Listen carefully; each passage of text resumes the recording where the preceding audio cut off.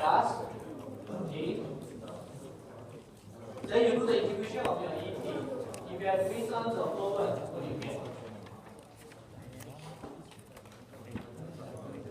Forward is your U A minus 1E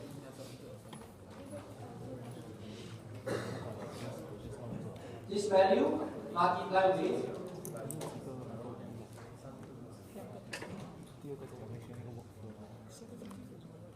T, right? Then your ET will be then your sorry, this is PT first. Then we have your U.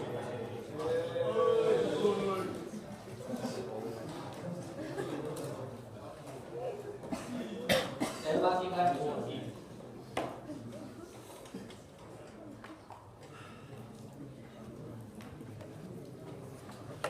So this is how you get this one.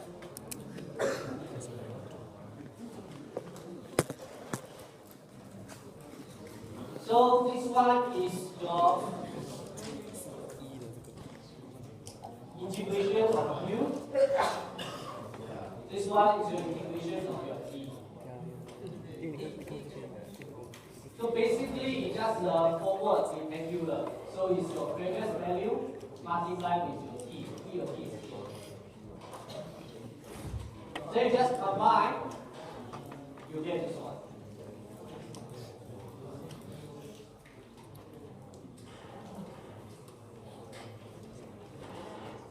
And to make this one look simple, usually we may just avoid the T. Basically your K means your K times T. Your K minus 1 means your K minus 1 is T. Then this one will be much easier for you to see.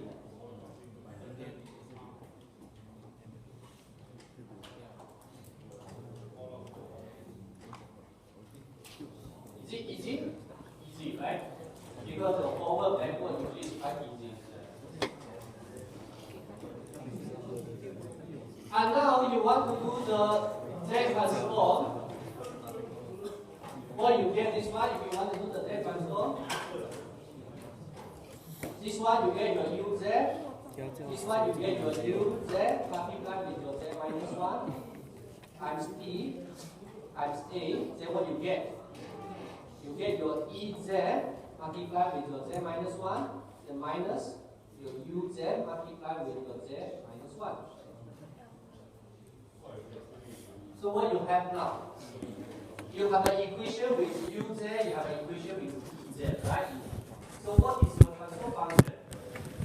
Your transfer function HZ, that's equal to your UZ over by your EZ, right? So how can you get the UZ over EZ? So basically you put all the UZ in one side and all the EZ on one side. What do you get?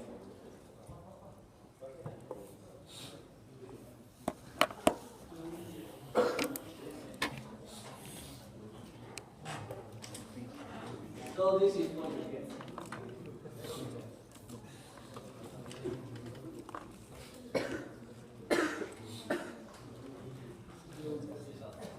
So for those students, we really need help to show detailed steps.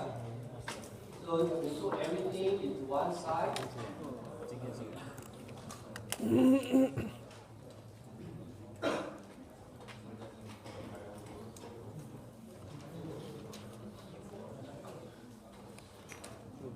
So from this one, you get this one, right? So your UZ divided by your EZ. So E, A, Z minus 1, 1, minus 1 minus E. So if you don't want to see 3 power minus 1, every both up and down, I multiply with Z. Both up and down, I multiply with Z. What I get?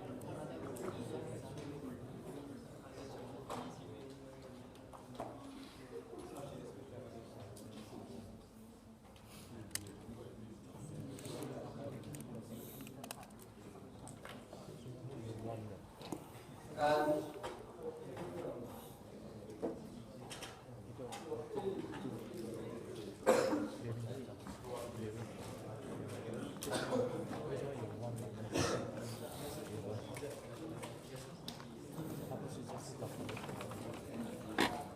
So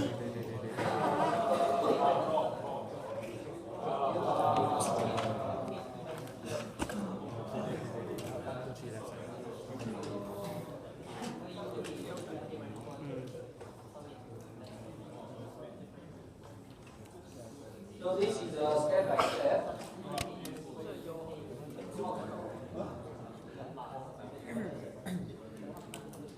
So eventually you get this one.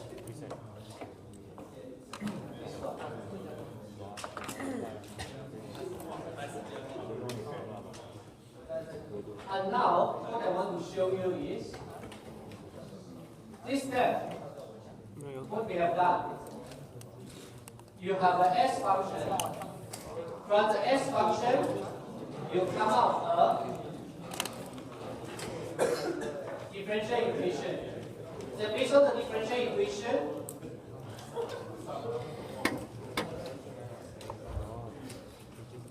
you come out a difference equation. Then based on the difference equation, you do the transform, Z transform, you get the Z function. Yes or no? So instead of xs, now you have the xz. This one we just show you. This one, you get your differentiation. From differentiation, you get difference. And difference, you do the z function, you get this one. So now you want to think, is it possible? You just direct. Okay? Or cannot? Okay, you need this one if you never learn anything today. Based on what you have learned before, I give you exam question, you're able to solve actually. You no need to attend this class. You're able to solve this one, right? Yes or no? Yes. This is something actually we have learned about 1 month ago. But today I'm going to show you a shortcut. Where is the shortcut? Here to here. So where the shortcut come from? If you still remember the conclusion, for the Euler's forward method, what is the substitution? S equal to Z minus 1 divided by T, right? So now if I put this one, what is your original S function?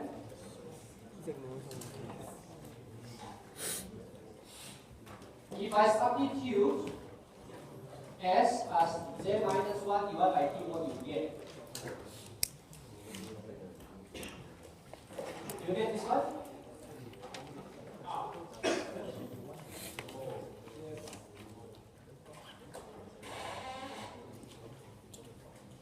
And is it the same?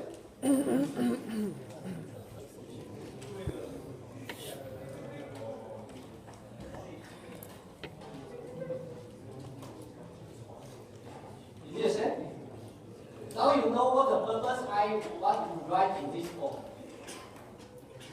This is your A, this is your S. This is A divided by S plus A. So what's the conclusion?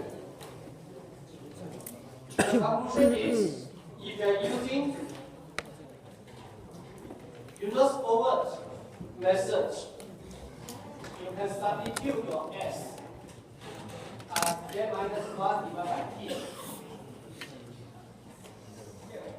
to your S transfer function. Then you can get a discrete equivalent of your Hz. Which one you prefer? Let me see your exam. This question you can ask. Do you prefer to do this way, or do you prefer to do this way? Up to you. Okay, both ways should lead to the same answer. Okay? But of course, this one is a long journey. This is something you have learned in your dynamics control. This is something you have learned in your big three about differential equation, approximation to the difference equation. Then this is something you have learned in your big 1.5 about the Z transform. Alright? And if you do this, this is something you have learned in big 8.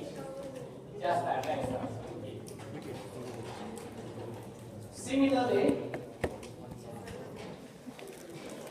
want, we can also do the backwards. So for the backwards, it's the same thing.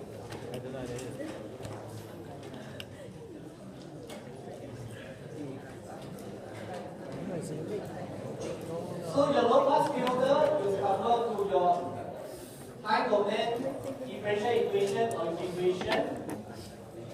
Then you can come out a difference equation. So your UKT should be your UKT minus T plus the area. And if you're using your backwards rectangular group, come out the approximation. So what it is? So you look at your KT instead of T minus 1T, right? So you're looking at your KT. So after you get this KT, what you can do? You can use the Z transform. After you have done the Z transform, what you get? You get the HZ function. Lost. And if you notice, this is your A, and this part is your S. If you are adopting the substitution of S by the backward unus or the backward rectangular, what you get? Your Z minus 1 divided by TZ. This is your S plus A. So similarly, if you want,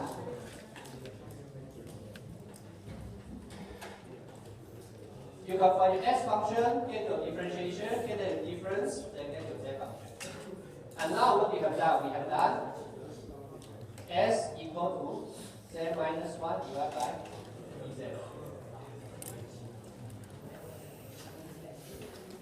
And this one you can substitute. And this one is your forward, this one is your backward. But do you notice, if you are adopting different methods, the answer will be different, right? This one is divided by T, and this one is divided by Z. And you do the comparison, you can do the substitution. Last one. For the same low pass filter, if you want to adopt the trapezoidal, so I'm going to use the trapezoidal to do the approximation of the area. So what you get? This is what you get. Due to the time constraint, I'm not going to show you detail, but anyway, this one gives you the detail. Then you do the Z transform, you can change, you get this one. And this one is also equivalent as you use the trapezoidal, and the trapezoidal equivalent we also call the casting differential. And the casting one, in a couple of 2 years, every year, you can buy exactly. So if you ask me what is the approach of using this one, first of all, you should understand what is the S substitution function, Z. 2 over T, multiply with Z minus 1 divided by Z plus 1. Then use this one substitute S. So now your A, your S plus A. So you can get your transfer function. It looks easy. Here's the note. So in summary, you have at least we learned 3 rules for today. One is the forward, one is backward, one is the trapezoidal. You also can see as your integration. And this one we also call bilinear loop or the casting loop.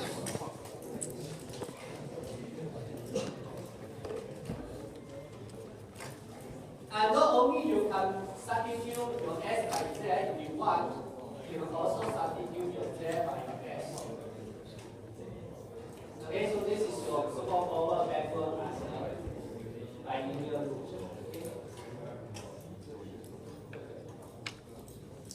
in mind, these they are only equivalent in based on corresponding approximations only. First of all, is the approximation. It's not exactly equal. It's just equivalent. Okay, it's equivalent based on that approximation. So it does not guarantee you have done this conversion, the two dynamic functions are the same. They are not the same. It's the same thing, and your difference is not the same as your differentiation. Your combination is not the same as the differentiation. They just approximated. Okay, first of all, must bear in mind, especially if you are an engineer, you must know they are not the same. They are approximated. And secondly, you have to notice, depending on which method you are adopting, the answer will be different. The answer will be different not only result in the number of different, it will also result in something very seriously is about the stability. So if you look at the mapping,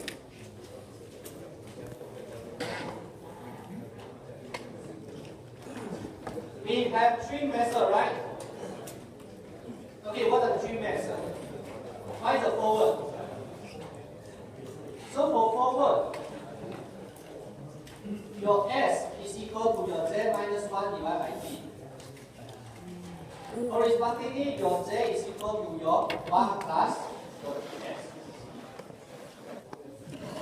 And in your S function, what you have your frequency domain. In your dynamics control, you have learned your S function actually you can do in the frequency domain, your S equal to your J omega, right? So if your S is equal to your J omega, then your equivalent, this one is your J omega T. What does this one mean? If you talk about stability, what's the condition for your system to be stable? If your S is the pole or your S is the root of your characteristic equation, what is the condition for the stability in your S domain? What's the condition for your stability for your S domain? The S should be on the negative side, right? But for this one, what does this one result in?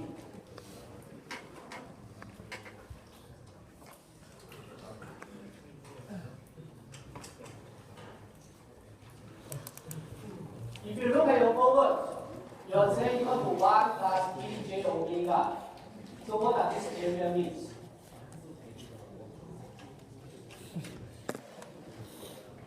This is your 1.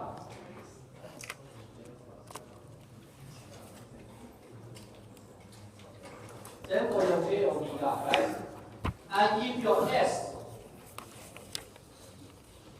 in your continuous domain for your dynamic system to be stable, your S should be on the negative side. As long is on the negative side, your system is stable, yes or no? Now, if your S is on the negative side, of your Z domain, what you have? You are on this area, right? You are on this region, yes or no? Is the same? This one is your 1 plus your TS.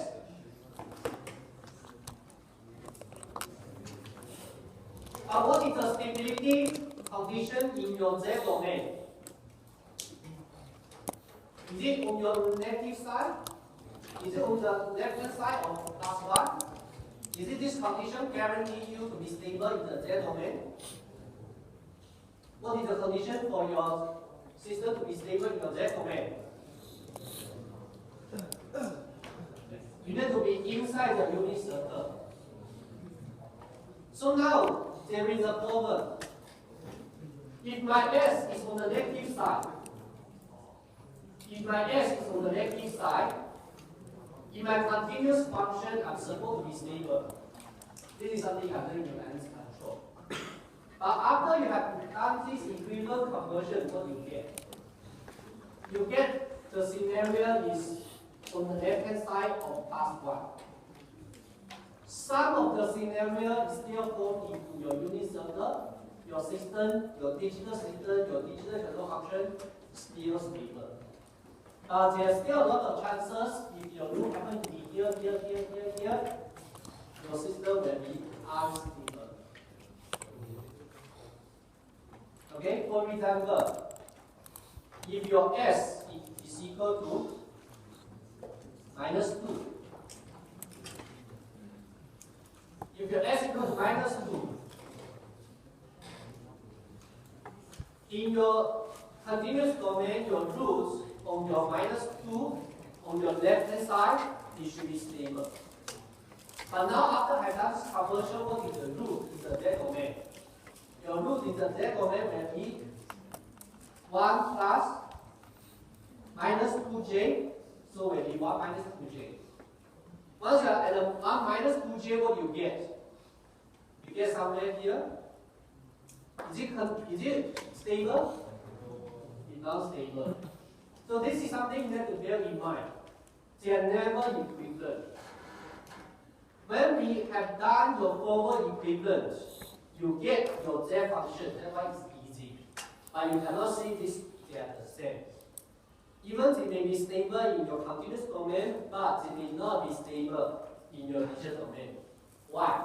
Because this type of equivalent is never equal. They are not the same, they are just approximation. And if you look at your backward, so for the backward, what is your substitution?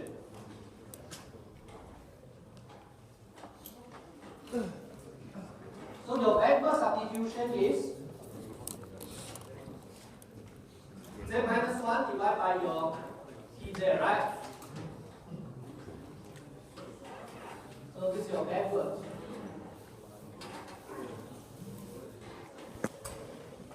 And if you do the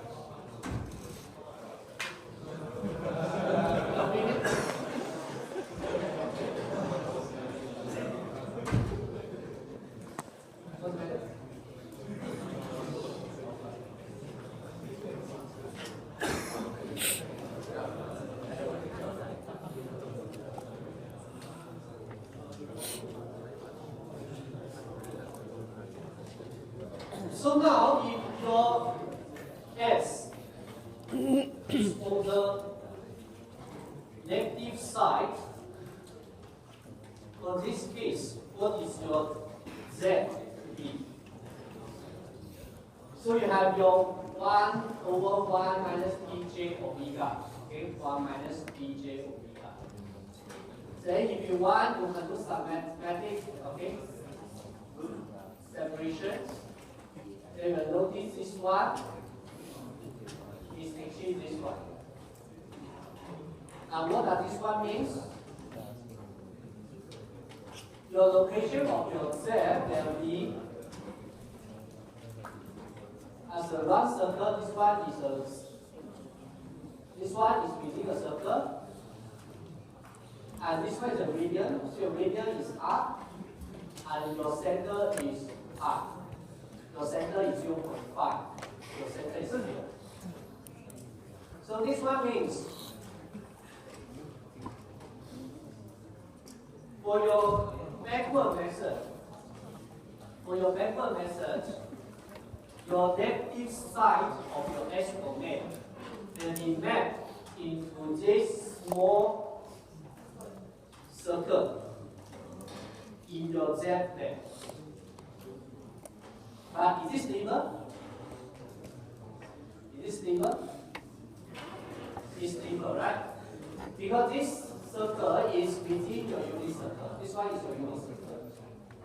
So for your backward method, at least you can see if it's stable in your continuous domain, you should also be very stable in your Z domain. But of course, your area map is not the same. It's unlike, if you still remember what we talked about the S and Z plane equivalent. If they're really equivalent, your whole negative side, all your J omega when your omega less than 0, the whole negative sign should be mapped to your e power j omega e, right? And this one should be your unit circle. So if it's identical, the whole negative side in your S domain should be mapped to the unit circle in your Z domain. Okay, but you see the universe backwards is not that equivalent. But the better news compared with the forward method is this one, apparently you will maintain your stability. Because if you are stable, if you are on the negative side, of your S domain, you are still within the unit circle, in the Z domain. Of course, the circle is smaller than unit circle. Okay. Now, how about the bilinear method? So for this one, your Z is equal to 1 plus your half E S and your 1 minus half ES. And this one is within the unit circle. Because the magnitude of this one, okay, will be equivalent to this one.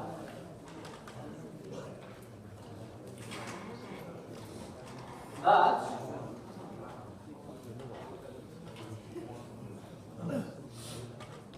this one, the good thing is the negative side of your S domain will map to the unit circle. But this one is not the same negative as your original S to Z mapping. So just make sure if you are stable in your S domain, you will still be stable in the Z domain.